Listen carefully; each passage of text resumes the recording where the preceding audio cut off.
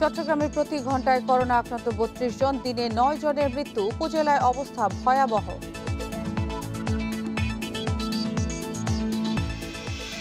রাজধানীতে হাসপাতালের মেঝে ও বারান্দায় চলছে ডেঙ্গু রোগীর চিকিৎসা, হয়নি আলাদা ইউনিট।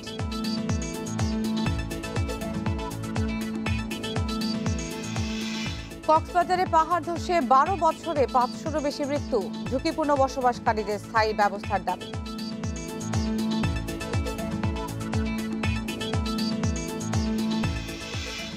জলবায়ু পরিবর্তনে বিশ্বে বাড়ছে প্রাকৃতিক দুর্যোগ, ঝড়, বন্যা, তাপদাহ, দাবানলে মারা যাচ্ছে মানুষ।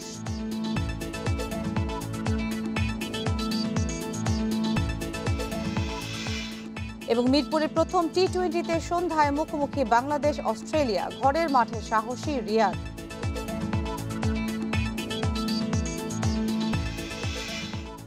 স্বাগত সকাল ৯টার ১ ঘন্টার বিরতিহীন ইন্ডিপেন্ডেন্ট সংবাদ। এই মুহূর্তে সংবাদে আপনাদের সঙ্গে আছি আমি নুসরাত আফরিন। শিরোনাম শুনছিলেন, এবার বিস্তারিত। চট্টগ্রামে গত ১ মাসে করোনা আক্রান্ত ও মৃত্যুর রেকর্ড হয়েছে। প্রতিদিন গড়ে প্রাণ হারাচ্ছে ৯ জন, আর প্রতি ঘন্টায় করোনা আক্রান্ত গড়ে ৩২ জন। সংক্রমণ ও মৃত্যুর হার সবচেয়ে বেশি উপজেলা পর্যায়ে। চিকিৎসকরা বলছেন, স্বাস্থ্যবিধি না মানায় কমানো যাচ্ছে না সংক্রমণ।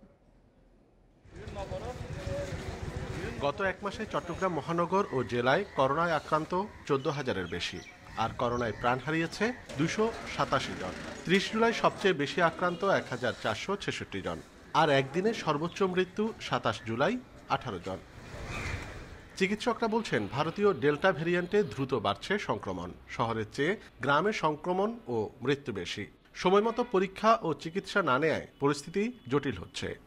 শহরের মানুষজন সাধারণত সামান্য একটু লক্ষণ দেখা দিলে তারা নিজেরাই করোনার পরীক্ষা করিয়ে নিচ্ছেন কিংবা চিকিৎসকের পরামর্শ নিচ্ছেন। কিন্তু গ্রামের ক্ষেত্রে উপজেলা স্বাস্থ্য কমপ্লেক্সের ইমার্জেন্সি মোবাইল নাম্বারটা ২৪ ঘন্টা অন থাকলেও দেখা যায় মানুষ কিছুটা উদাসীন।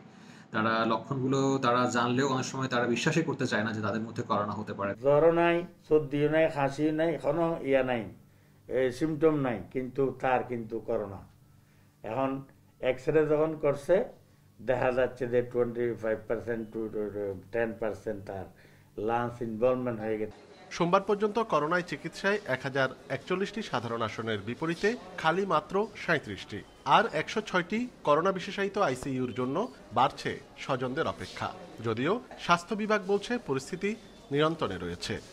শুধুমাত্র আমাদের মানুষের অসচেতনতার কারণে এবং যথাসময়ে হাসপাতালে না আসার কারণে রোগীদের মৃত্যুর হার বেশি, এবং আপনারা খেয়াল করবেন আমাদের বয়স্ক জনগোষ্ঠীর ভিতর মৃত্যুর হার বেশি। চট্টগ্রাম মেডিকেল কলেজ হাসপাতালে এক রোগীর শরীরে ব্ল্যাক ফাঙ্গাস সংক্রমণ আতঙ্ক আরও বাড়াচ্ছে। অনুপম শীল, ইন্ডিপেন্ডেন্ট নিউজ, চট্টগ্রাম। দেশে করোনার মৃত্যু ছাড়ালো ২১,০০০। গত কয়েকদিনের তুলনায় বেড়েছে একদিনের মৃত্যু ও নতুন রোগীর সংখ্যা। স্বাস্থ্য অধিদপ্তর জানায়, করোনায় প্রাণ হারিয়েছে আরও ২৪৬ জন। নতুন রোগী শনাক্ত হয়েছে ১৫,৯৮৯ জন। করোনায় এখনো লকডাউনের সুফল মেলেনি। মৃত্যু প্রতিদিন ২০০-র ওপরে। সোমবার আরও ২৪৬ জনের মৃত্যুর খবর দেয় স্বাস্থ্য অধিদপ্তর। এর মধ্যে পুরুষ ১৩৭ ও নারী ১০৯ জন। সবচেয়ে বেশি মৃত্যু হয়েছে ঢাকা বিভাগে ৭৬ এবং চট্টগ্রামে ৬৪ জন। এ নিয়ে মোট প্রাণহানি হল ২১,১৬২ জনের। ৬৯৭টি ল্যাবে ২৪ ঘন্টায় ৫৩,৪৬২ নমুনা পরীক্ষায় করোনা শনাক্ত হয়েছে ১৫,৯৮৯ জনের। পরীক্ষা বিবেচনায় শনাক্তের হার ২৯.৯১%। এ নিয়ে দেশে মোট করোনা আক্রান্তের সংখ্যা দাঁড়ালো ১২,৮০,৩১৭ জনে। চিকিৎসকদের ধারণা, করোনা নিয়ন্ত্রণে লকডাউনের সুফল মিলবে শীঘ্রই।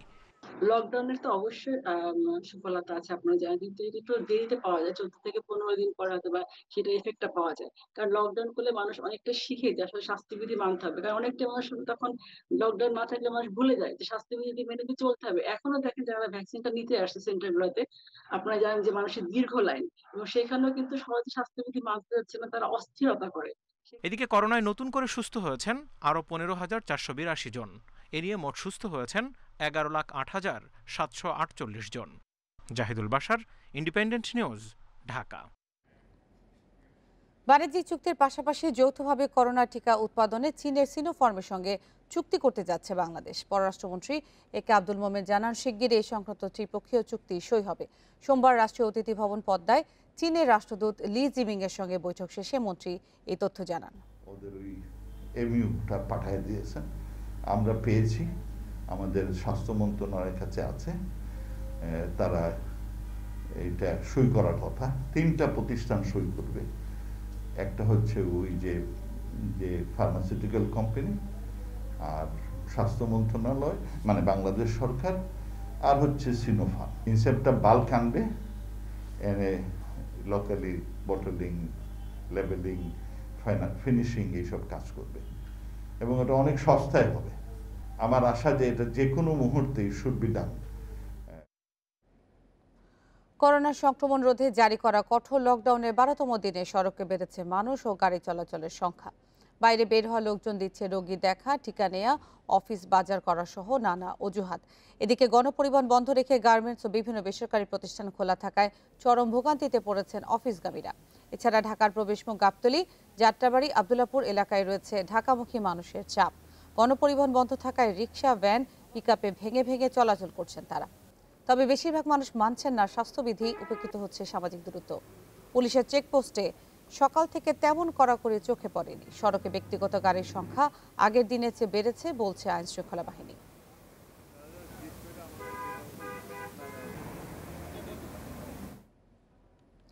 চলমান লকডাউনে রাজধানীর সার্বিক পরিস্থিতি নিয়ে জানাতে গাবতলী ও সায়েন্স ল্যাব থেকে যোগ দিচ্ছেন সহকর্মীরা। শুরুতেই যাচ্ছে গাবতলীতে রয়েছে বিপ্রজিৎ চন্দ্র।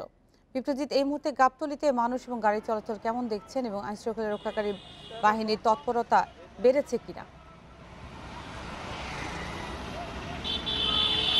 দেখুন, সবথেকে বড় সমস্যাটা তৈরি হয়েছে গার্মেন্টস সহ শিল্প কারখানা খুলে দেবার পর। অর্থাৎ তারপর থেকে কিন্তু সাধারণ মানুষের ঢল রাজধানীর রাজপথ এবং অলিগলিতে। অর্থাৎ 1 তারিখে যখন শিল্প কারখানা খুলে দেবার ঘোষণা দেওয়া হয়, সে ঘোষণার পরই কিন্তু ঢাকার বাইরে যারা ছিলেন তারা কিন্তু ঢাকাতে আসতে শুরু করেন এবং তারপরই কিন্তু লকডাউনের যে ব্যবস্থাপনা সেটি আমরা ধীরে ধীরে ভেঙে পড়তে দেখি। এই মুহূর্তে গাবতলীর চিত্র যদি আমি আপনাকে দেখাতে চাই, গাবতলী থেকে যে চেকপোস্টটি আমিনবাজারের মুখে আছে, সে চেকপোস্ট পার হবার পরই কিন্তু আসলে আমরা এখানে প্রচুর সিএনজি অটোরিকশা দেখতে পাচ্ছি, যে সিএনজি অটোরিকশাগুলোতে করে মানুষ ভেঙে ভেঙে যাচ্ছে এবং সিএনজিতে গাদাগাদি করে মানুষকে আমরা কিন্তু উঠতে দেখেছি এবং অধিকাংশ ক্ষেত্রেই এসব মানুষ একেবারেই স্বাস্থ্যবিধি মানছেন না, প্রথমত।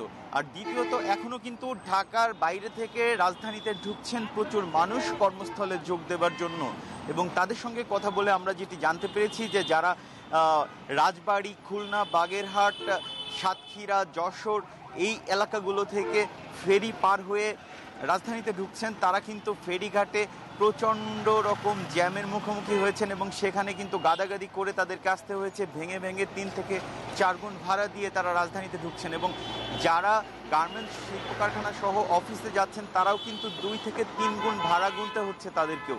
তো সব কিছু মিলিয়ে এখন লকডাউন একটা ভোগান্তিতে পরিণত হয়েছে। অর্থাৎ লকডাউনের যে মূল উদ্দেশ্য ছিল স্বাস্থ্যবিধি মানানো, জনসমাগম বন্ধ করা এবং করোনা সংক্রমণের যে ঊর্ধ্বগতি সেটির যে ক্রমবর্ধমান হার সেটিকে কমিয়ে আনা, সেই উদ্দেশ্যগুলো কিন্তু একের পর এক ব্যাহত হচ্ছে। অর্থাৎ সার্বিকভাবে চারদিকের পরিস্থিতি, সড়কের পরিস্থিতি বিবেচনা করে এই কথাটি এখন বলাই যায় যে লকডাউনের যে উদ্দেশ্য ছিল সেটি কিন্তু পুরোপুরিভাবেই ব্যর্থ হতে চলেছে। অর্থাৎ মানুষ যারা রাস্তায় বের হয়েছেন তাদের মধ্যে স্বাস্থ্যবিধি মানতে এক প্রকার অনীহা, এক প্রকার অবহেলা, সেটি তো আমরা দেখতেই পাচ্ছি। এবং প্রশাসনের নজরদারির কথা যদি আমি আপনাকে একটু বলতে চাই, প্রশাসনের সেই অর্থে নজরদারি কিন্তু আজ কঠোর লকডাউনের যে 12তম দিন সেই দিনে কিন্তু আমরা দেখতে পাচ্ছি না।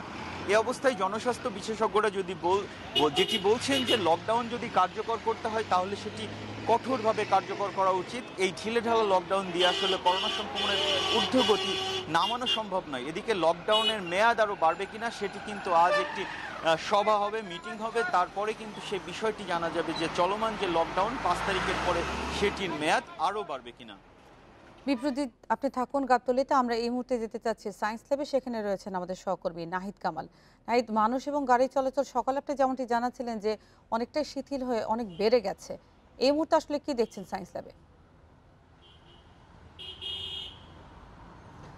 জি, সহকর্মী বিপ্রজিৎ চন্দ্র যেমনটা জানাচ্ছিলেন, একেবারে ঢিলে ঢালাভাবে চলছে লকডাউন। রাজধানীর বিভিন্ন প্রবেশপথে যেমনটা দেখেছি আমরা, রাজধানীর সায়েন্স ল্যাব এলাকার মধ্যে আমরা সকাল থেকে যখন এসেছি, বিভিন্ন ধানমন্ডির বিভিন্ন এলাকায় যখন গিয়েছি, এইসব জায়গায় আমরা অন্য দিন দেখেছি হচ্ছে ট্রাফিক পুলিশ ছাড়াও সেনা সদস্য এবং বিজিবির টহল পুলিশ, বিজিবি সহ অন্য আইনশৃঙ্খলা বাহিনীর কর্মকর্তাদেরও কিন্তু টহল দেখেছে। এখন শুধুমাত্র আমরা সকাল থেকে যেটি দেখছি, ট্রাফিক পুলিশের কর্মকর্তারা যারা আছেন তারা বেশ কিছু গাড়িকে দাঁড় করাচ্ছেন এবং জিজ্ঞাসাবাদ করছেন।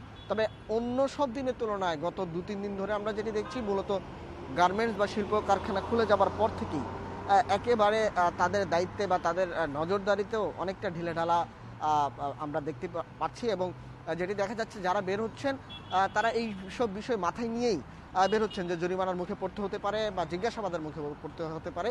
এইসব বিষয়কে স্বাচ্ছন্দ্যভাবে নিয়েই অনেকে বের হচ্ছেন। এক্ষেত্রে যারা অফিসগামী যারা আছেন, বেশ কিছু প্রতিষ্ঠানকে আমরা দেখেছি তাদের স্টাফ বাস দ্বারা তাদের কর্মীদেরকে আনা করাতে, বা কিন্তু অন্য যারা যাত্রী যারা আছেন বা কর্মী যারা আছেন তাদেরকে কিন্তু রাস্তায় প্রচণ্ড ভোগান্তি পোহাতে হয়েছে এবং তারা বাড়তি ভাড়া দিয়ে তাদের গন্তব্যে যাচ্ছেন। যেটি তারা বলছেন যে এই কঠোর লকডাউনের আজকে 12তম দিনে যেটি দেখা যাচ্ছে, সড়কের মধ্যে যান চলাচল যেমন বেড়েছে, মানুষের যাতায়াতও বেড়েছে। অনেকে যারা বেরোচ্ছেন তারা বিভিন্ন অজুহাত দেখাচ্ছেন, যেহেতু এখন সড়কের মধ্যে সেনা সদস্যদের টহল তেমন দেখা যাচ্ছে না বা বিজিবি কর্মকর্তা যারা আছেন তাদেরও তেমন নজরদারি দেখা যাচ্ছে না। সেই ক্ষেত্রে যারা বেরোচ্ছেন তারা অনেকেই হাসপাতালের প্রেসক্রিপশন বা ডাক্তারের কাগজপত্র সাথে রাখছেন। তারা এই সব বিষয় বলেই কিন্তু যেটি দেখা যাচ্ছে যে বিভিন্ন জায়গায় তাদের গন্তব্যে যাচ্ছেন। সেই ক্ষেত্রে আইনশৃঙ্খলা বাহিনীর কর্মকর্তারাও যেটি বলছেন, এই ভিড় সামলাতে বা তাদের এই বলা চলে তাদের যে যুক্তি, এইসব যুক্তি শোনা বা তাদেরকে দাঁড় করিয়ে জিজ্ঞাসাবাদ করার ফলে সড়কে কিন্তু দীর্ঘ যানজট সৃষ্টি হচ্ছে। সেই কারণে কিন্তু তাদের নজরদারিও অনেকটা ঢিলে ঢালা। লকডাউনের পরিস্থিতি খবর জানাচ্ছিলেন গাবতলী থেকে এবং সায়েন্স ল্যাব থেকে আমাদের সহকর্মীরা। করোনার 2 ডোজ টিকা মেয়াদের 98% শরীরে অ্যান্টিবডি পাওয়া গেছে। কোভিডে আক্রান্তদের মধ্যে অ্যান্টিবডি তৈরির হার তুলনামূলক অনেক বেশি। করোনার টিকা নিয়ে বঙ্গবন্ধু মেডিকেলের গবেষণায় এই তথ্য উঠে এসেছে। 209 জন টিকা গ্রহীতার উপর এই গবেষণা পরিচালিত হয়। এর মধ্যে 31% করোনা হয়েছিল। মানবদেহে টিকা নেয়ার পর কি পরিমাণে অ্যান্টিবডি তৈরি হচ্ছে এ নিয়ে গবেষণা করে বিএসএমএমইউ এর হেমাটোলজি বিভাগ। গবেষণায় অংশ নেয়াদের 3/4 পুরুষ এবং 50% স্বাস্থ্যসেবার সাথে জড়িত। এখন স্বীকার করে যে ভ্যাকসিনের কোনো অল্টারনেটিভ নাই। যেখানেই ভ্যাকসিন নিয়েছে 80%, সেখানে সংক্রমণের হার অনেক কমে গেছে। 2021 সালের এপ্রিল থেকে জুলাই পর্যন্ত পরিচালিত গবেষণায় 42% মানুষের দেহে সামান্য পার্শ্ব প্রতিক্রিয়া পাওয়া যায়। আর ডায়াবেটিস, উচ্চ রক্তচাপ, হাঁপানি সহ অন্যান্য রোগে আক্রান্তদের মাঝেও আশানুরূপ অ্যান্টিবডির উপস্থিতি পেয়েছেন গবেষকরা। যাদের কোভিড-19 ভ্যাকসিন নেওয়ার আগে আক্রান্ত ছিলেন তাদের ক্ষেত্রে দেখা যাচ্ছে অ্যান্টিবডি ফর্মেশন হয়েছে পরিমাণে অনেক বেশি হয়েছে। যারা ভ্যাকসিন নেয়নি তাদের থেকে তুলনামূলকভাবে বেশি হয়েছে। ফল প্রকাশ অনুষ্ঠানে জানানো হয়, ভবিষ্যতে ফাইজার, মডার্না সহ অন্যান্য টিকা নেয়াদের নিয়েও গবেষণা করবে বিএসএমএমইউ, যেখানে কমপক্ষে 1000 মানুষকে রাখা হবে। মাহমুদুন নবী, ইন্ডিপেন্ডেন্ট নিউজ, ঢাকা। করোনা ও লকডাউন পরিস্থিতি নিয়ে আরো জানাতে এখন খুলনা এবং রাজশাহী থেকে যোগ দিচ্ছেন সহকর্মীরা। প্রথমে যাচ্ছে খুলনায়, সেখানে রয়েছেন সহকর্মী অভিজিৎ পাল। অভিজিৎ, খুলনায় আসলে কি অবস্থা লকডাউনে? সেখানে আসলে মানুষ লকডাউন মানছেন কিনা, আর আজকের দিনে করোনার সার্বিক পরিস্থিতি জানাবেন। 10 তারিখে যখন গণপরিবহনগুলো চালু হয়েছিল কিছু সময়ের জন্য, সেই সময় থেকে আমরা এখন নগরীর কেডিএ আছি। আপনি দেখতে পাচ্ছেন যে রাস্তাতে যেভাবে রিক্সা চলতেছে, ব্যক্তিগত পরিবহনগুলো চলতেছে এবং সেই সাথে মোটরসাইকেল সহ অন্যান্য যে পরিবহনগুলো, সেই পরিবহনগুলো রাস্তায় আমরা দেখেছি যে বিভিন্ন স্থানে পুলিশ ব্যারিকেড দিয়ে রেখেছে এবং পুলিশের অবস্থানও রয়েছে। তবে লকডাউন মানার ক্ষেত্রে মানুষের মধ্যে যে ধরনের সচেতনতা বা যে ধরনের নিয়মকানুন মেনে চলা উচিত, সেই বিষয়গুলো কিন্তু আসলে মানুষের ভিতরে দেখা যাচ্ছে না। আর প্রশাসনের কাছেও আমরা দেখেছি যে প্রশাসনও অনেকটাই আগের থেকে হালকা হয়ে গেছেন। লকডাউনের শুরুতে তারা যেমন কঠোরতা পালন করেছে, যেমন ভাবে প্রতিদিন সকাল থেকে বিকাল সন্ধ্যা পর্যন্ত যেভাবে তারা মোড়ে মোড়ে বিভিন্ন স্থানে যেমন দল দিতেন সেই দলগুলো কিন্তু এখন আর দেখা যাচ্ছে না। ফলে খুলনাতে একেবারেই লকডাউনের যে স্বাস্থ্যবিধি লকডাউন কার্যকরের ব্যাপারে তেমন ধরনের কোনো কার্যক্রম দেখাই যাচ্ছে না। আর এটি নগরীর মূল সড়কগুলোতে যদিও কিছুটা ফাঁকা থাকলেও নগরীর যে অলিগলি বা ভিতরে পাড়া মহল্লাগুলো রয়েছে সেই পাড়া মহল্লার চিত্র কিন্তু আরো অনেক বেশি খারাপ, কারণ সেখানে দোকানপাট মানুষ বিনা প্রয়োজনেই খুলে রেখেছেন এবং যে সকল দোকানপাট বন্ধ রাখার কথা সে সকল দোকানপাটও আমরা খোলা রাখতে দেখেছি।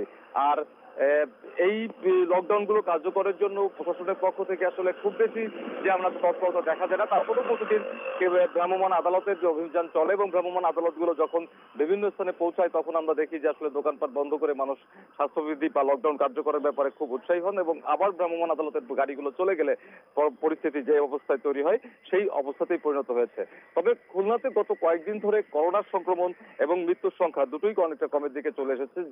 জুলাই মাসের শুরু থেকে যেখানে 40% ছিল খুলনাতে করোনা সংক্রমণের হার, সেখানে সেটি গতকালও আমরা যে দেখেছি যে 20% এসে পৌঁছেছে এবং মৃত্যুর সংখ্যাও কমে এসেছে। যেখানে আগে খুলনার হাসপাতালগুলোতে প্রতিদিন প্রায় 21 জন 22 জন 25 জন করে ব্যক্তি মারা যেতেন করোনা আক্রান্ত হয়ে, সেখানে গতকালকে খুলনায় কিন্তু মারা গেছেন 7 জন এবং তার মধ্যে 5 জন খুলনার বাসিন্দা বলে আমাদেরকে জানানো হয়েছে।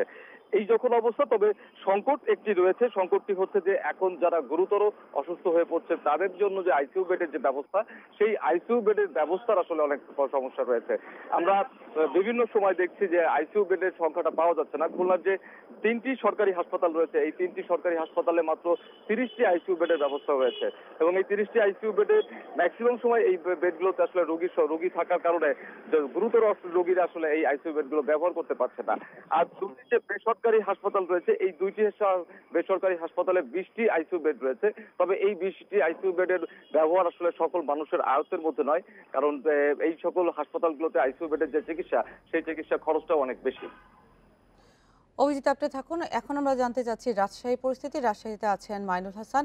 মাইনুল, রাজশাহীতে কি অবস্থা দেখছেন? আজকে 12তম দিন চলছে এবং লকডাউনের পরিস্থিতি আপনারা শুরু থেকেই দেখছেন। আজকে আসলে গাড়ির চাপ কেমন, মানুষের ভিড় কেমন?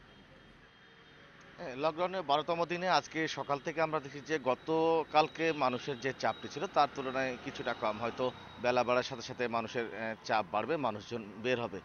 আমরা কিন্তু প্রতিদিনই দেখছি যে সকাল 7টা 8টা 9টার দিকে মানুষের চাপ কিছুটা কম থাকলেও বেলা 10টার পর থেকে দুপুর 1টা পর্যন্ত কিন্তু রাজশাহী নগরীতে মানুষের চাপ প্রচুর আমরা দেখছি, তারা বের হচ্ছে। যেমন গণপরিবহন চলছে, প্রায় ব্যক্তিগত যানবাহন চলছে, আবার আমরা দেখেছি কাপড়পট্টি বা আপনার যে আমাদের আরডিএ মার্কেট আছে সেইখানেও কিছু দোকান তারা খুলে ব্যবসা করছে। সেক্ষেত্রে আমরা দেখছি যে আইন শৃঙ্খলা বাহিনীর যে ধরনের মনিটরিং হওয়ার কথা, পুলিশের যে তল্লাশি বা চেকপোস্ট থাকার কথা সেগুলো তারা বসাচ্ছেন। সেক্ষেত্রে কিন্তু তাদের যে কঠোরতার যে বিষয়টি সেইটি কিন্তু আমরা অনেক কম দেখতে পাচ্ছি। একই অবস্থা কিন্তু জেলা প্রশাসনের পক্ষ থেকে বলা হচ্ছে যে প্রতিদিন রাজশাহী নগরীতে 4টি সহ উপজেলা পর্যায়ে 18টি ভ্রাম্যমাণ আদালত তারা পরিচালনা করছে। তবে সেই আদালতগুলোতে তাদের যে কঠোরতার বিষয়টি সেইটি কিন্তু আমরা দেখতে পাচ্ছি না। গত 24 ঘন্টায় জেলা প্রশাসনের পক্ষ থেকে নগরী ও জেলায় 27টি ভ্রাম্যমাণ আদালত পরিচালনা করা হয়েছে, সেইখানে 17,000 টাকা জরিমানা করা হয়েছে এবং 3 জনকে কারাদণ্ড দেওয়া হয়েছে। তারা বলছে যে যারা মাস্ক মুখে ছিলেন না তাদের মধ্যে 213 জনকে মাস্কও তারা বিতরণ করেছে। তো আমরা যে অবস্থা দেখছি লকডাউনের এই কঠোর লকডাউন যদি বাস্তবায়ন করা সম্ভব না হয় সেক্ষেত্রে আগামীতে করোনা যে সংক্রমণ সেটি আরও ভয়াবহ হওয়ার সম্ভাবনা রয়েছে। যদিও আমরা জানি রাজশাহীতে গত কয়েকদিন থেকে করোনা যে সংক্রমণ সেটি কিন্তু স্থিতিশীল অবস্থায় আছে। গত 24 ঘন্টায় রাজশাহী যে 2টি পিসিআর ল্যাব আছে সেইটিতে করোনা নমুনা পরীক্ষা শনাক্তের হার দাঁড়িয়েছে 27.74। আমরা দেখছি যে এই শনাক্তের হার কিন্তু 20 থেকে 30% মধ্যে আছে, যেটি গত মাসে 30 থেকে 40% মধ্যে ছিল। আরেকটা বিষয় জানা যাচ্ছে রাজশাহী মেডিকেল কলেজ হাসপাতালে যে পিসিআর ল্যাবে করোনা নমুনা শনাক্তের হার কমলো বা স্থিতিশীল থাকলো, মৃত্যুর সংখ্যা কিন্তু কমছে না। গত 24 ঘন্টায় 19 জন মারা গেছে। এই 19 জনের মধ্যে 7 জন করোনা আক্রান্ত হয়ে এবং 12 জন উপসর্গ নিয়ে মারা গেছে। খুলনা এবং রাজশাহী থেকে লকডাউনের পরিস্থিতি খবর জানাচ্ছিলেন আমাদের সহকর্মীরা। দেখছেন বিরতিহীন সংবাদ, সংবাদে আরো থাকছে। টাঙ্গাইলের জেলদুয়ারে করোনা টিকা না দিয়েই ফেলে দেওয়ার অভিযোগ, বিভাগীয় ব্যবস্থার সুপারিশ।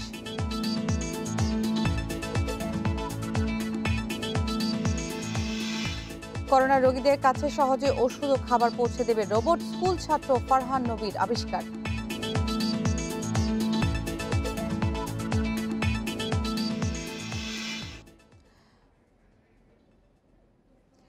রাজধানীর অনেক হাসপাতালে ওয়ার্ডের মেঝে ও বারান্দায় ডেঙ্গু রোগীর চিকিৎসা চলছে, অথচ ডেঙ্গু চিকিৎসার জন্য আলাদা ইউনিট করার ঘোষণা দেন স্বাস্থ্যমন্ত্রী।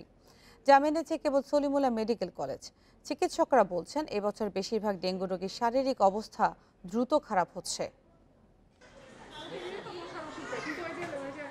ডেঙ্গু জ্বরে আক্রান্তদের হাসপাতালমুখী স্রোত থামছেই না, প্রতিদিনই ভাঙছে আক্রান্তের রেকর্ড। রাজধানীর মানিকনগরের বাসিন্দা রিকশাচালক ইসমাইল ডেঙ্গু আক্রান্ত হয়ে এসেছেন মিটফোর্ড হাসপাতালে। রোগী বেশি, তাই জায়গা হয়েছে মেঝেতে। মেডিকেল আইলাম, একজনে তো 1000 টাকা ধার করে আয়া ধরেন রয়েছি, পুকুরে আয়া দিয়ে মানুষ আর মানুষ, ভিড়, কোনো মানুষ ফাঁকা ছিল না। পুরো হাসপাতাল জুড়ে এখন ডেঙ্গু রোগীর ভিড়। পাই না হয়তো রোগীর কারণে, ডাক্তারের সাথে 2 দিন ধরে যোগাযোগ করি, কয় বেড নাই বেড নাই বেড নাই, এই অবস্থা। ভিতরে সিট নাই, সেই জন্য বাইরে থাকা হচ্ছে। রোগ সমাধানের পথে যারা সেবা করতে আসছে তারা আবার রোগী হয়ে যাচ্ছে এই অপরিবেশ অপরিচ্ছন্নতার কারণে। বেসরকারি হাসপাতালগুলোতেও একই অবস্থা। এ পরিস্থিতিতে রোগীরা যেমন ভুগছে, তেমনি হিমশিম খেতে হচ্ছে ডাক্তার ও নার্সদের। কেবিন খালি পাচ্ছি না, আসলে আমার কেবিন লাগবে। আমি বেডে তো থাকতে চাচ্ছি না, কারণ বেডের পরিবেশটা ভালো না। বেডও ক্রাইসিস হয়, অনেক সময় বেড পাওয়া যায় না, তখন দেখা যায় ক্যাবিনের ভিতরে ডাবল করে দেওয়া হয় অনেক সময়। তারপরে হয়তো বেড পাইলে বেড দেওয়া হয়, ক্যাবিন পেলে ক্যাবিন দেওয়া হয়। হিমশিম তো খেতে হচ্ছে, কারণ ডেঙ্গু তো কিছুদিন আগে তো এভাবে অ্যাভেলেবেল ছিল না, তো হঠাৎ করে ডেঙ্গু রোগী বাড়াতে তো পেশেন্টও বেশি, আমাদের একটু কাজে তো সমস্যা হচ্ছে। চিকিৎসকরা বলছেন, বেশিরভাগ সরকারি হাসপাতালে করোনা চিকিৎসা হয়, অন্যগুলোতে ডেঙ্গু রোগীর ভিড় বেশি। বলছেন 2019 সালের চেয়ে এবার পরিস্থিতি আরও ভয়াবহ। লাস্ট 7 থেকে 10 দিনে ডেঙ্গু রোগীর সংখ্যা কিন্তু অনেক বেশি বেড়ে গেছে। এবার যাদের ডেঙ্গু হচ্ছে তাদের বেশিরভাগ রোগীরই আগেও ডেঙ্গু হয়েছে, যার কারণে সেকেন্ড টাইম বা থার্ড টাইম ডেঙ্গু হলে সাধারণত খারাপ বেশি হচ্ছে, যার কারণে অনেক রোগী কিন্তু খারাপ অবস্থা নিয়ে আসতেছে। আর গতবারের ডেঙ্গুর সময় যেটা ছিল, রোগীগুলো খারাপ হইতো কমপক্ষে 6-7 দিন না যাওয়া পর্যন্ত রোগী খারাপ হইতো না, কিন্তু এবার হচ্ছে রোগীরা দ্বিতীয় দিন বা তৃতীয় দিনের মধ্যে রোগীর কন্ডিশন খারাপ, যারা খারাপ হওয়ার আর কি। এদিকে সলিমুল্লাহ মেডিকেল, লালকুঠি হাসপাতাল, রেলওয়ে হাসপাতাল ও টঙ্গীর শহীদ আহসান উল্লাহ মাস্টার জেনারেল হাসপাতাল ডেঙ্গুর জন্য নির্ধারণ করা হয়েছে। এর মধ্যে চালু হচ্ছে শুধু সলিমুল্লাহ হাসপাতালে 80 শয্যার unit. Adilur Rahman, independent news, Dhaka.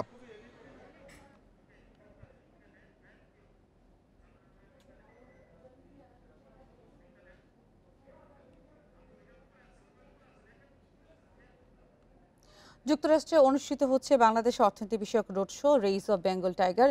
অনুষ্ঠানে বক্তব্য দিচ্ছেন প্রধানমন্ত্রী বেসরকারি শিল্প ও বিনিয়োগ উপদেষ্টা সালমান এফ রহমান। আমরা সরাসরি সেখানে চলে যাচ্ছি। Life in a younger man, and you know, everybody thanks actually the guys whose names appear, but there are a lot of people behind making an event like this successful. So first and foremost, I would like to start by thanking everybody who's involved with this, and a lot of people are involved with this. So thank you very much for giving them all a good hand. There are a lot of things to speak about, but I'll talk about 2 points which have actually come, which I think is what came from the panelists and people who spoke about it. You know, the 2 things which has really struck me. One is entrepreneurship, and another the role of the government and the role of the private sector. Now, as far as entrepreneurship is concerned, and as most of you all know, that is something which I personally feel is in everybody. It is very much, you know, everybody I think is an entrepreneur. There's a huge amount of, I would say, factors which actually make someone successful, and it's timing, it's luck, it's circumstances, a lot of those issues play. It's also a mindset. There are many people, you see, being an entrepreneur basically means that you have to take a risk. And there are many people who, you know, the mindset is that they're risk averse, they don't want to take risk. So then the other ones, like the CEO of Grameen Bank said, that you guys make the company and then hire guys like us to run it for you. So that's basically You know, and he said that I'm not an entrepreneur, but I'm a good manager. So, but in Bangladesh, I wanted to say about entrepreneurship and the fact that in Bangladesh, real entrepreneurs have not only been born, but have really succeeded. The proof of the pudding is in the eating, and that is our garment industry. We are not a textile country, and when we first started the garment industry, and when it started, the government created an enabling environment, but when it actually took off, and where today we are the second largest garment exporters in the world, who were the people behind this?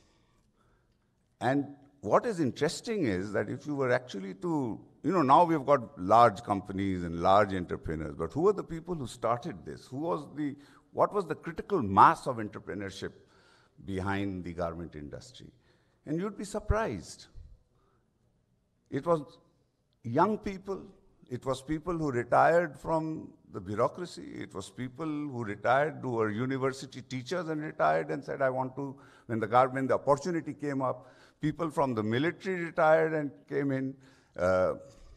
Young people who were the first job, they said that, no, instead of going into service, I will go into and set up a garment factory, because everybody saw that there was a lot of opportunity here and there was, you know, people could make money. Some succeeded, some became very big. There were some failures also. But I keep saying, I give this example, why? Because I believe that the entrepreneurial spirit in Bangladesh is very much there. And that is now what we are seeing is in the digital ecosystem. We are seeing this very much, that the same kind of entrepreneurial spirit which we saw in manufacturing in the 80s, in the 90s, we are experiencing the same thing. And why? Because the government created the enabling environment. And a comment was made that until and unless the private sector, this thing has to be led by business. And I agree 100% with that. And that has been proven in Bangladesh, because the manufacturing industry was led by business. It wasn't led by the government. All that government did was created an enabling environment. And actually, what I would like to really say is that Honorable Prime Minister Sheikh Hasina, when she first came to power in '96, she realized that for the driving force behind the economy has to be the private sector. And second time around, when she came back into power in 2008, you just look at the amount of private sector involvement. She opened up areas which we never ever thought of. We grew up thinking that this sector is a government sector and will always remain a government sector. For example, power generation. When we were young, and I grew up when I was a young man, the electricity was generated by the government. We used to hear that, yes, in America, electricity, all the electric companies are power. There are no state-owned electric companies. But in Bangladesh, and not only in Bangladesh, in South Asia, in India, in Pakistan, all the electrical generation was state-owned. In '96, she came and she said, the first thing she said was that I will allow the private sector to go into power generation. And it was a huge revolution at that time. People thought that, how can that be? Today, we are 100%, we are surplus in electricity. We have given electricity. যুক্তরাষ্ট্রে অনুষ্ঠিত হচ্ছে বাংলাদেশের অর্থনীতি বিষয়ক road show raise of Bengal tiger অনুষ্ঠানে বক্তব্য রাখছিলেন প্রধানমন্ত্রীর বেসরকারি শিল্প বিনিয়োগ বিষয়ক উপদেষ্টা সালমান এফ রহমান। আপনারা সরাসরি উপভোগ করছিলেন তার বক্তব্য। টাঙ্গাইলের দেলদুয়ারে সূচ ফোটালেও করোনা ভ্যাকসিন না দিয়েই তা ফেলে দেওয়ার অভিযোগ উঠেছে। এই ঘটনায় অভিযুক্ত উপজেলা স্বাস্থ্য কমপ্লেক্সের সহকারী স্বাস্থ্য পরিদর্শক সাজেদা আফরিনের বিরুদ্ধে বিভাগীয় ব্যবস্থা নেওয়ার সুপারিশ করেছে তদন্ত কমিটি। প্রত্যক্ষদর্শীরা জানান, রোববার বেলা 11:30টার দিকে উপজেলা স্বাস্থ্য কমপ্লেক্সের 2 নম্বর বুথে করোনার টিকা দিচ্ছিলেন সাজেদা আফরিন। এ সময় তিনি টিকা গ্রহণকারীদের শরীরে ইনজেকশন দিলেও টিকা পুশ না করেই সিরিঞ্জ ফেলে দিতে থাকেন। বিষয়টি টিকা নিতে আসা এক যুবকের নজরে এলে হাসপাতালের আবাসিক চিকিৎসককে জানানো হয়। পরে তিনি সেখানে গিয়ে 20টি পরিত্যক্ত সিরিঞ্জের ভেতরে টিকার উপস্থিতি পান। এই ঘটনার সত্যতা পেয়েছে তদন্ত কমিটিও।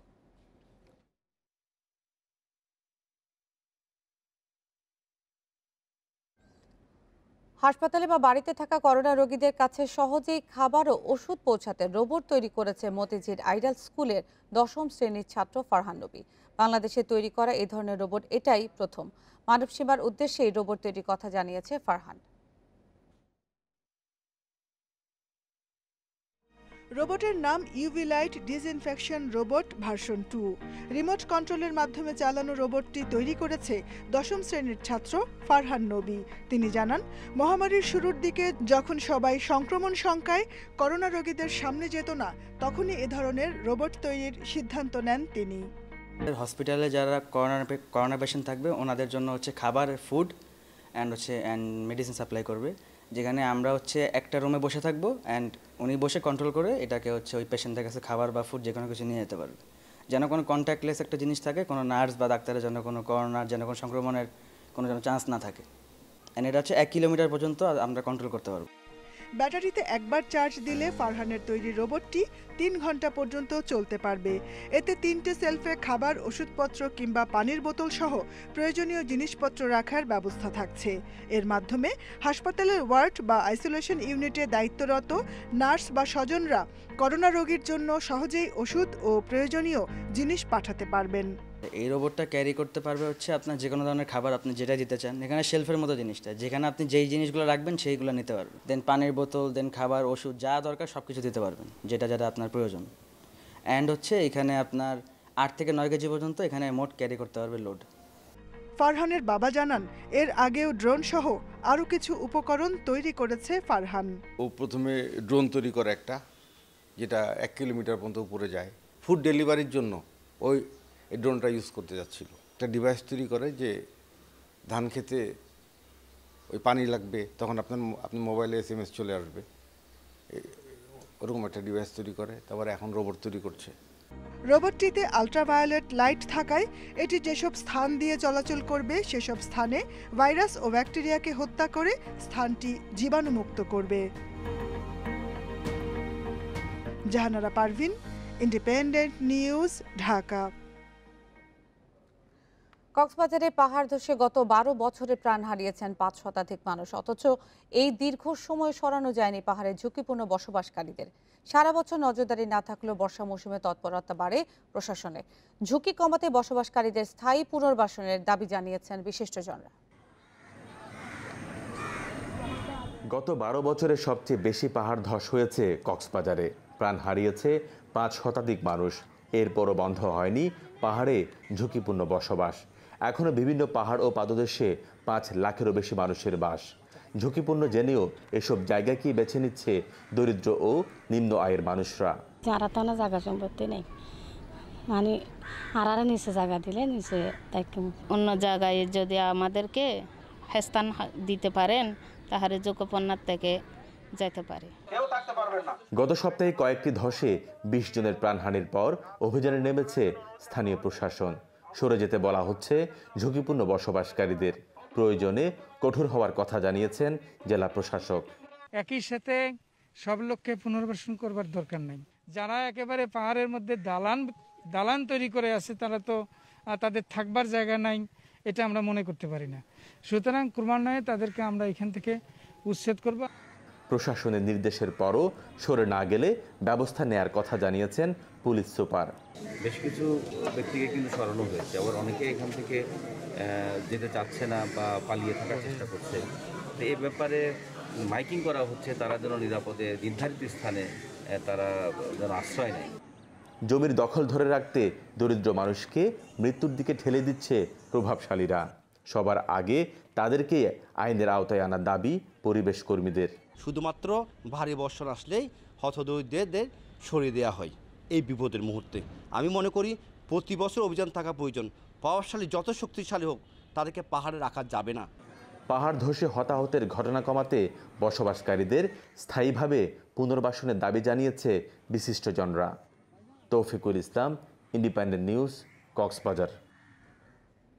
নোয়াখালীর বেগমগঞ্জে একটি এতিমখানার খাদ্যে বিষক্রিয়ায় এক শিশুর মৃত্যু হয়েছে। অসুস্থ অবস্থায় চিকিৎসাধীন আছে আরও 17 জন।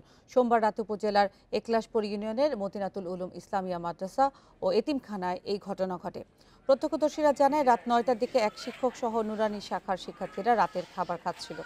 এক পর্যায়ে সবাই বমি করতে শুরু করে।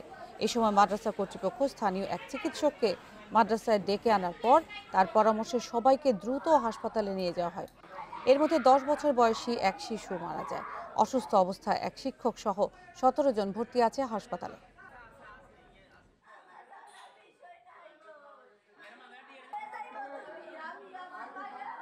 অনেকগুলো ফুড পয়জনিং পেশেন্ট আসছে, আমরা 17 জন পেশেন্ট রিসিভ করি।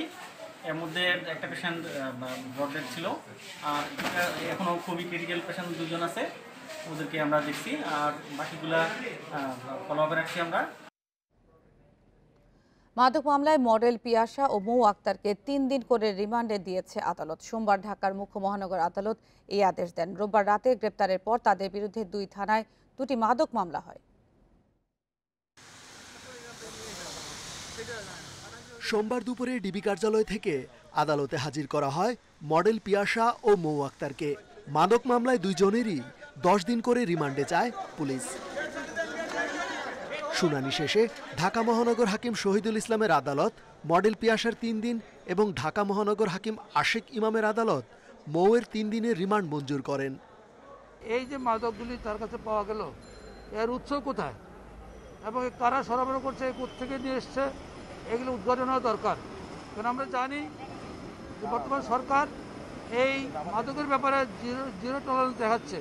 সেখানে এই সব ধরনের মাদক তারা এই বিক্রি করছে, সরবরাহ করছে। তবে এ সবই ষড়যন্ত্র বলছেন আসামি পক্ষের আইনজীবীরা। তাদের দাবি, মাদকের সাথে পিয়াসা ও মৌয়ের সম্পৃক্ততা নেই। সে বর্তমানে একটি গুরুত্বপূর্ণ জায়গায় চাকরি করছে, ভালো সে একটা ক্যারিয়ার এলিট ফ্যামিলির লোক, সো কোনোভাবেই এই মাদকের সাথে জড়িত নয়। এবং কোর্ট আমাদের কথা শুনেছেন এবং পরবর্তীতে কোর্ট 10 দিনের পরিবর্তে 3 দিন রিমান্ড মঞ্জুর করেছেন। তার 3 সন্তান নিয়ে সে তার যে আবাসস্থল সেখানে বসবাস করে, সে সম্পূর্ণ ভিক্টিমাইজ। বিজ্ঞ আদালত সন্তুষ্ট হয়ে 3 দিনের রিমান্ড মঞ্জুর করেছে। এদিকে পুলিশের দাবি, মডেল পিয়াসা ও মৌ একই চক্রের সদস্য। পার্টির নামে উচ্চবিত্তদের বাসায় ডেকে আপত্তিকর ছবি তোলা ও পরে সেই ছবি দেখিয়ে ব্ল্যাকমেইল করে মোটা অঙ্কের টাকা হাতিয়ে নিতেন। তদন্তে যদি প্রমাণ হয় যে আসলে তারা মানুষ কাছে কাছে প্রতারণা করে টাকা নেই, ব্ল্যাকমেইল করে টাকা নেই এবং তারা অশ্লীল ভিডিও দেখে টাকা নেই, তাহলে সেটা মামলা হবে। এবং আমরা রিমান্ড প্রেয়ার করেছি, আজকে তাদেরকে 3 দিনের রিমান্ড দিয়েছে। আমরা এইগুলি বিস্তারিত জানার পরে আমরা আইনানুগ ব্যবস্থা নেব। রোববার রাতে রাজধানীর বারিধারার বাসা থেকে আটক করা হয় মডেল ফারিয়া মাহবুব পিয়াসাকে এবং আরেক অভিযানে মোহাম্মদপুরের বাসা থেকে মৌ আক্তারকে আটক করে গোয়েন্দা পুলিশ। এ সময় তাদের 2 জনের বাসা থেকে উদ্ধার হয় ইয়াবা, সীসা ও বিদেশি মদ। পরে গুলশান ও মোহাম্মদপুর থানায় তাদের বিরুদ্ধে মাদক মামলা করে পুলিশ। রেজওয়ানুল হক, ইন্ডিপেন্ডেন্ট নিউজ, ঢাকা। বিশ্বব্যাংক চাপ দিলেও রোহিঙ্গাদের নাগরিক সুবিধা দেবে না বাংলাদেশ। প্রতিষ্ঠানটির এমন প্রস্তাব প্রত্যাবাসন প্রক্রিয়াকে বাধাগ্রস্ত করবে বলে মনে করেন পররাষ্ট্রমন্ত্রী একে আব্দুল মোমেন। রাষ্ট্রীয় অতিথি ভবন পদ্মায় সোমবার তিনি জানান, রোহিঙ্গাদের ফেরত পাঠানোর বিষয়টি ত্বরান্বিত করতে বিশ্বব্যাংকে পাল্টা প্রস্তাব পাঠিয়েছে ঢাকা। জাতিগত নিধনের মুখে মিয়ানমার থেকে কক্সবাজারে আশ্রয় নেওয়া রোহিঙ্গাদেরকেও অবাধ চলাচলের স্বাধীনতা, শিক্ষা ও কর্মসংস্থানের সুযোগ দেয়া এবং সমাজে অন্তর্ভুক্ত করার পরামর্শ দিয়েছে বিশ্বব্যাংক। এই উদ্দেশ্যে প্রতিষ্ঠানটি বাস্তুচ্যুত জনগোষ্ঠী সহ স্থানীয়দের জীবনমান উন্নয়নে 2000 কোটি টাকা বরাদ্দের প্রস্তাব দেয়। তবে বিশ্বব্যাংকের এই প্রস্তাবকে সরাসরি নাকচ করেছে বাংলাদেশ। অসন্তুষ্টি জানিয়ে পররাষ্ট্রমন্ত্রী বলেন, বিশ্বব্যাংকের এ ধরনের পরামর্শ অনাকাঙ্ক্ষিত। আমরা আমাদের বক্তব্য জানিয়েছি এবং বলছি যে ওগুলো আমরা গ্রহণ করি না। তো সেইখানে কিছু অ্যাডজাস্টমেন্ট হবে, বাট তারা আমাদের একটা প্রেশারে রাখবে, এটা নিশ্চিত যে আমাদের একটা প্রেশারে রাখবে। বাট আমরা আউটরাইট বলছি যে এগুলো not applicable to to the Rohingya displace people. যে টাকা টুকা দিতে ঝামেলা করবে তারা তেমনি খুব যা টাকা আমাদের এক পয়সা দেয় না। এই যে রোহিঙ্গার নামে যে টাকাটা হয়, বাংলাদেশের নামে যে টাকাটা আসে, আমরা এটা চেহারাও দেখি না।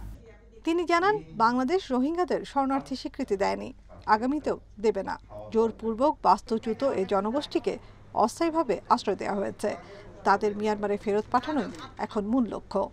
বাই অ্যান্ড লার্জ আমরা ইনাদের যে বড় বড় কথাগুলো আমরা সব বাদ দিব, বাদ দিয়ে আমরা ওই টেম্পোরাল আমাদের যে ফিলসফি সেই অনুযায়ী ওনারা রাজি হলে, তবে এইটা বলে রাখি আমাদের দেশেও কিছু লোক আছে তারা আবার বলছেন যে ওরা একটা প্রস্তাব দিয়েছে, টাকাও তো দিবে, এটা অসুবিধা কি, এবং তারা কিছু লোককে পয়সা টয়সা দেন এবং সেই জন্য তাদের সপক্ষে কথাবার্তা বলেন। পররাষ্ট্রমন্ত্রী বলেন রোহিঙ্গাদের মানবিক সহায়তা নিশ্চিতের দায়িত্ব বিশ্ব সম্প্রদায়ের। আগামীতেও জাতিসংঘ ও বিশ্বব্যাংক এই কাজে তাদের সহায়তা অব্যাহত রাখবে বলেও আশা করে Bangladesh. Nafizatullah, independent news, Dhaka. HSC ও সমমানের পরীক্ষার ফর্ম পূরণের ফি কমিয়েছে শিক্ষা বোর্ড। সর্বোচ্চ ১,১৬০ টাকা নির্ধারণ হয়েছে। এর চেয়ে বেশি টাকা নিতে পারবে না কোনো প্রতিষ্ঠান। আগামী ১২ আগস্ট থেকে ২৫ আগস্ট পর্যন্ত চলবে ফর্ম পূরণ। এবার এইচএসসি পরীক্ষা গ্রুপ ভিত্তিক ৩ বিষয়ের উপরে হবে। পরিস্থিতি স্বাভাবিক হলে ডিসেম্বরে নেওয়া হবে পরীক্ষা। এ অবস্থায় ফর্ম পূরণের ফি কমিয়েছে শিক্ষা বোর্ড। বিজ্ঞান বিভাগের জন্য বোর্ড ফি কেন্দ্র ফি সহ ১,১৬০ টাকা, বাণিজ্য এবং মানবিক বিভাগের জন্য ১,০৭০ টাকা নির্ধারণ হয়েছে। একটি সফটওয়্যারের মাধ্যমে এই টাকা নেওয়া হবে। বাসায় বসে শিক্ষার্থীরা ফর্ম পূরণ করতে পারবে। কলেজও কত টাকা নিচ্ছে, সেটা টিউশন ফি বাবদ অথবা বাড়তি কোনো টাকা নিচ্ছে কিনা, সেটাও কিন্তু দৃশ্যমান হবে আমাদের কাছে। যার কারণে একটা আমি বলবো একটা জবাবদিহিতার মধ্যে শিক্ষা প্রতিষ্ঠানগুলি চলে আসবে। বোর্ড বলছে গ্রুপ ভিত্তিক ৩ বিষয়ের পরীক্ষা হলেও যারা ১-২ বিষয়ে মান উন্নয়ন পরীক্ষা দেবে তাদের পরীক্ষাও নেওয়া হবে। সেই সঙ্গে এসব বিষয়ের অ্যাসাইনমেন্টও করতে হবে। বিভিন্ন প্রকারের পরীক্ষার্থী আছে, নিয়মিত পরীক্ষার্থী আছে, অনিয়মিত পরীক্ষার্থী আছে, আংশিক বিষয়ের পরীক্ষার্থী আছে, জিপি উন্নয়ন পরীক্ষার্থী আছে এবং প্রাইভেট পরীক্ষার্থী আছে। তো যে যে বিষয়ের পরীক্ষা দেবে তার সেই বিষয়েরই অ্যাসাইনমেন্ট তৈরি করতে হবে। অভিভাবকদের দাবি, অনেক শিক্ষা প্রতিষ্ঠানই অতিরিক্ত ফি আদায় করছে। পরীক্ষার্থীদের কাছ থেকে কোনো রকমের যাতে বাড়তি ফি আদায় না করতে পারে সে ব্যাপারে মন্ত্রণালয়কে বিশেষভাবে নজরদারি রাখতে হবে। এসএসসি পরীক্ষার্থীদের ফর্ম পূরণের টাকার একটি অংশ ফেরত দেয়া হবে বলে জানিয়েছে ঢাকা শিক্ষা বোর্ড। এসএসসি পরীক্ষার্থীদের টিউশন ফি গত বছরের ডিসেম্বর এবং এইচএসসি পরীক্ষার্থীদের চলতি বছরের জুন পর্যন্ত নেওয়া যাবে। এর বাইরে কোনো ফি দাবি করলে সঙ্গে সঙ্গে অভিযোগ জানানোর আহ্বান বোর্ডের। নেওয়া হবে কঠোর ব্যবস্থা। নূরে আলম, ইন্ডিপেন্ডেন্ট নিউজ, ঢাকা। করোনার মন্দা কাটিয়ে তৈরি পোশাকের বিপুল রপ্তানি আদেশ আসতে শুরু করেছে, কিন্তু সুতার বাড়তি দামের কারণে তা ধরতে পারছে না ব্যবসায়ীরা। প্রতি কেজিতে সুতার দাম বেড়েছে $1.70 থেকে 80 সেন্ট। টেক্সটাইল মিল মালিকরা বলছেন আন্তর্জাতিক বাজারে তুলার দাম বাড়ায় সুতার দাম বেড়েছে। করোনায় ক্রয় আদেশ বাতিল ও কারখানা বন্ধ থাকায় গত বছরের এপ্রিলে পোশাক রপ্তানিতে ধস নামে। ওই মাসে মাত্র $37 কোটি পোশাক রপ্তানি হয়। সব বাধা কাটিয়ে গত অর্থবছরে পোশাক রপ্তানি হয় $3086 কোটি, যা লক্ষ্যমাত্রার চেয়ে প্রায় 10.5 ভাগ বেশি। গার্মেন্টস মালিকরা জানান রপ্তানি আদেশ ধরতে এখন বাধা হয়ে দাঁড়িয়েছে সুতার বাড়তি দাম। সুতার দামটা যেভাবে বেড়েছে, যদি সুতার দামটা না বাড়তো তাহলে হয়তো আমরা এই অর্ডারগুলি ক্যারি করতে পারতাম। কিন্তু একদিকে সুতার দাম বেড়েছে, যেমন আমি যদি সিম্পল একটা উদাহরণ দিই, আমি যেই অর্ডারটা $1.25 করতাম, সুতার দাম বাড়ার কারণে এটা এখন $1.51 গিয়ে দাঁড়ায়। শুধু সুতার দামটা অ্যাডজাস্ট করলে আমার $1.51 লাগে। আমাদের এই সুতার দামের যে ঊর্ধ্বগতি, এটা মেনটেন করতে না পারলে আমাদের আসলে অর্ডার আনা নিট ফ্যাক্টরিগুলোর জন্য খুব কঠিন হয়ে যাচ্ছে। প্রত্যেকটা ফ্যাক্টরি মালিকের সাথে যদি আপনি কথা বলেন তাহলে দেখবেন তারা সবাই বলতেছে যে সুতার দাম কবে স্টেবল হবে। যেটাই হোক, একটা জায়গায় স্টেবল হওয়া খুব জরুরি। গত বছরের জুলাইয়ে প্রতি কেজি 30 কাউন্ট সুতার দাম ছিল $2.5। এখন তা $4.20 থেকে 30 সেন্ট দামে বিক্রি করছেন মিল মালিকরা। প্রত্যেকটা মালের ডিমান্ড এবং সাপ্লাইয়ের উপর ডিপেন্ড করে তার প্রাইস নির্ধারণটা, এবং আন্তর্জাতিক বাজারে কাঁচামালের দাম বাড়াতে তার সাথে সাথে ডিমান্ড এবং সাপ্লাইয়ের গ্যাপ থাকার কারণে এই প্রাইসটা সেজন্য বৃদ্ধি পেয়েছে। এই প্রাইসটা আমরা এককভাবে বাড়াইনি, সারা পৃথিবী সব দেশে গ্লোবালি প্রাইসটা বেড়েছে। এই জন্য সে সুতার বাজারটা আমি বলবো যে একটু বেশি আছে, তবে আজকে 2 মাস যাবত প্রাইসটা একটা স্টেবল জায়গায় আছে। গত আগস্ট থেকে বাড়তে শুরু করে তুলার দাম। প্রতি কেজি তুলার দাম $1.60 থেকে 65 সেন্ট থেকে বেড়ে হয়েছে প্রায় $2। Sajjad Hossain, independent news, Dhaka. বিশ্বে একদিনে করোনায় 7,649 জনের মৃত্যু হয়েছে, নতুন শনাক্ত 4,74,000-এর বেশি। এ নিয়ে মোট মৃত্যু ছাড়ালো 19,95,00,000। একদিনে করোনায় সবচেয়ে বেশি 1,568 জন মারা গেছে ইন্দোনেশিয়ায়, সেখানে আক্রান্ত 22,404 জন। বিশ্বের দ্বিতীয় সর্বোচ্চ 785 জনের মৃত্যু দেখেছে রাশিয়া।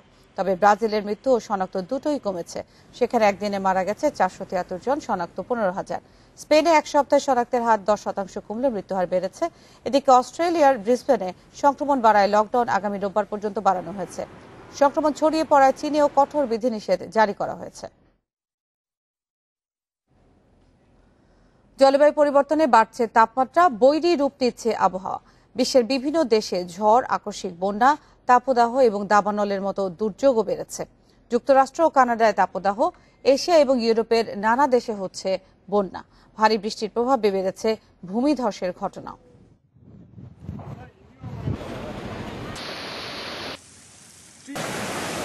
আইডিএমসির তথ্য মতে গত বছর প্রাকৃতিক দুর্যোগে বাস্তুচ্যুত হয় 3 কোটি মানুষ, যার 80% এশিয়া ও আফ্রিকার বাসিন্দা।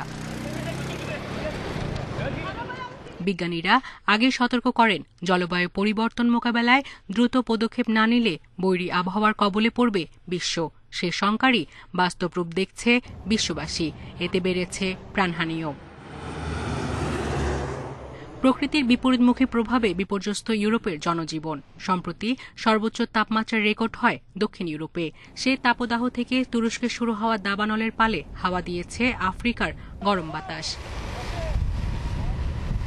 এছাড়া 1987 সালের পর ভয়াবহ তাপদাহের মধ্য দিয়ে যাচ্ছে গ্রিস, এখনো অনিয়ন্ত্রিত ইতালির দাবানল। বিশেষজ্ঞরা বলছেন, জলবায়ু পরিবর্তনে বাড়ছে দাবানলের পরিমাণ ও তীব্রতা। অন্যদিকে কয়েক দশকের সবচেয়ে ভয়াবহ বন্যার কবলে পশ্চিম ইউরোপ। রেকর্ড বৃষ্টিতে জার্মানি ও বেলজিয়াম সহ বেশ কয়েকটি দেশে হয় বন্যা। শুধু জার্মানিতেই প্রাণ হারায় 188 জন। জুলাই কানাডার স্মরণকালের সর্বোচ্চ তাপমাত্রা রেকর্ড হয়। সে সময় যুক্তরাষ্ট্র কানাডার দাবানলে মাত্রাতিরিক্ত তাপজনিত কারণে হাজারের বেশি মানুষের মৃত্যু হয়। জলবায়ু পরিবর্তন কতটা ভয়াবহ হতে পারে সেটা টের পেয়েছে চীনও। দেশটির হেনান প্রদেশে বন্যায় প্রাণ হারিয়েছে 3 শতাধিক মানুষ, ক্ষতিগ্রস্ত প্রায় 1,30,00,000। বিজ্ঞানীরা বলছেন, ঘন ঘন প্রাকৃতিক দুর্যোগ আঘাত হানলে এবছরের শরণার্থী ছাড়াবে 5.5 কোটি। সায়রা খান, ইন্ডিপেন্ডেন্ট নিউজ। বৃষ্টির শঙ্কা নিয়ে আজ শুরু বাংলাদেশ অস্ট্রেলিয়ার লড়াই। হোম কন্ডিশনের সুবিধা নিয়ে সাফল্য চায় টিম টাইগার্স। টি-20তে অজিদের হারিয়ে ইতিহাস গড়ার অপেক্ষায় মাহমুদুল্লাহ রিয়াদ। অন্যদিকে বাংলাদেশের স্পিন আক্রমণ সামলে সিরিজ জয়ের প্রত্যয় ম্যাথিউ ওয়েডের। মিরপুরে ম্যাচ শুরু আজ সন্ধ্যা 6টায়।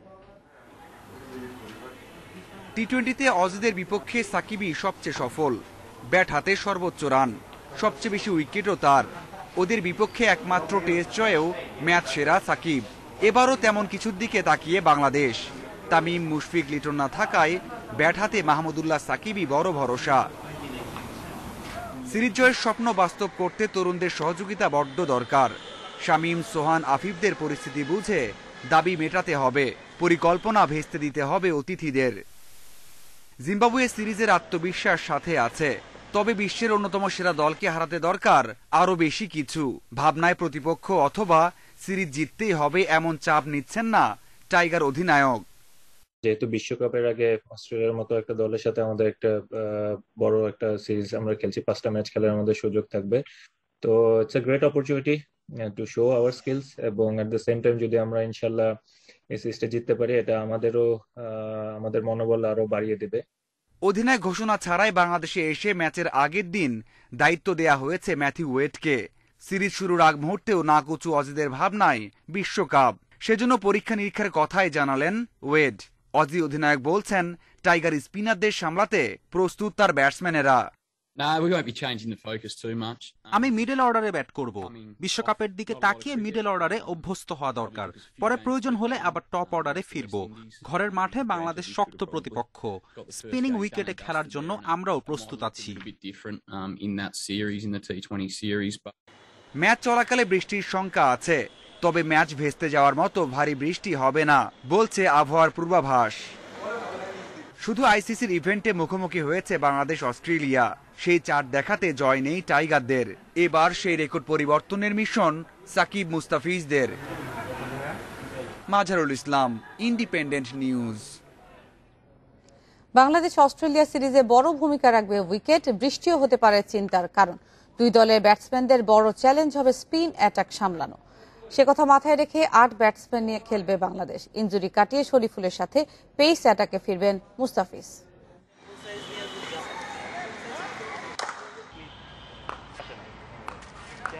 মেঘলা আকাশ আর মিরপুরের উইকেট চিন্তার কারণ হতে পারে বাংলাদেশের জন্য, কারণ বৃষ্টির পর খেলা শুরু হলে তাণ্ডব চালাবেন স্টার্ক হ্যাজেলউডরা। আর ট্রিপিক্যাল স্পিন উইকেটে খেলা হলে এগিয়ে থাকবে অস্ট্রেলিয়ায়, কারণ সাম্প্রতিক পারফরম্যান্স আইসিসির র্যাঙ্কিংয়ে নাসুম সাকিবদের চেয়ে ঢের এগিয়ে আছে জাম্পা 11রা। আইসিসির র্যাঙ্কিংয়ে জাম্পা 7 ও 11 আছেন 8-এ। 3 বছর আগে রাশিদ খান যেমন ভুগিয়েছিলেন তেমনই ভোগাতে পারেন এ দুজন। তবে স্বস্তির বিষয় এই উইকেটে টাইগারদের অভিজ্ঞতা। নানা সমীকরণে স্পিনই হবে দুই দলের বড় অস্ত্র। তামিম, মুশফিক, লিটন নেই, তারপরেও অভিজ্ঞতার দিক দিয়ে অস্ট্রেলিয়ার থেকে ব্যাটিং ডিপার্টমেন্টে এগিয়ে বাংলাদেশ দল। ম্যাচ জিততে হলে ব্যাটসম্যানদের বড় ভূমিকা পালন করতে হবে, আর এর জন্য একাদশে আধিক্য থাকবে ব্যাটসম্যানের। 8 ব্যাটসম্যান 3 বোলার নিয়ে মাঠে নামবে বাংলাদেশ। একাদশে 2 ওপেনার সৌম্য, নাইম, সাকিব, মাহমুদুল্লাহ, আফিফ, সোহান, শামীম থাকছেন নিশ্চিতভাবেই। নাসুমের সাথে স্পিন অলরাউন্ডার মাহাদি হাসানের সম্ভাবনা বেশি। পেস ডিপার্টমেন্টের দায়িত্বে থাকতে পারেন মুস্তাফিজ ও শরীফুল। ক্রিকেটে দ্বাদশ প্লেয়ারের ভূমিকা পালন করেন সমর্থকেরা, যারা মাঠে আসেন, ক্রিকেটারদের উৎসাহ দেন, প্রতিপক্ষকে চাপে রাখেন। কিন্তু করোনার কারণে এবার সমর্থকরা মাঠে আসতে পারবেন না। ফাঁকা গ্যালারি ফাঁকাই থাকবে, তাতে ঘরে মাঠের সুবিধা পুরোপুরি কাজে লাগাতে পারবে না বাংলাদেশ। বাংলাদেশ দর্শকের প্রশংসা ক্রিকেট বিশ্বে সবাই করেন। সমর্থকেরা টাইগারদের বড় এক শক্তির জায়গা, কিন্তু করোনা কাল কেড়ে নিয়েছে সেই দর্শক। তাদের উপস্থিতি বড্ড মিস করবেন সাকিব, সোহানরা। মাঝারুল ইসলাম, ইন্ডিপেন্ডেন্ট নিউজ। অলিম্পিক ফুটবলে টানা দ্বিতীয় স্বর্ণ জয় থেকে 2 ধাপ দূরে ব্রাজিল। দুপুর 2টায় প্রথম সেমিফাইনালে বর্তমান চ্যাম্পিয়নদের প্রতিপক্ষ মেক্সিকো। গ্রুপ ডি এর সেরা হয়ে কোয়ার্টার ফাইনালে উঠেছে সেলেসাওরা। সবশেষ ম্যাচে মিশরকে হারিয়ে শেষ 4-এ পৌঁছায় 2016 আসরের চ্যাম্পিয়নরা।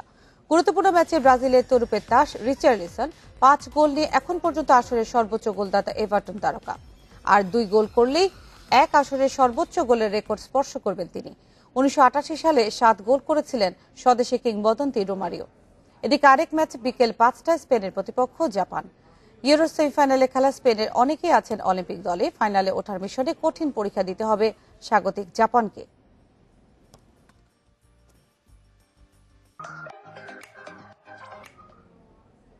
এই ছিল বিরতিহীন ইন্ডিপেন্ডেন্ট সংবাদে। ইন্ডিপেন্ডেন্ট টেলিভিশনের সব খবরের বিস্তারিত দেখতে চোখ রাখুন ফেসবুক,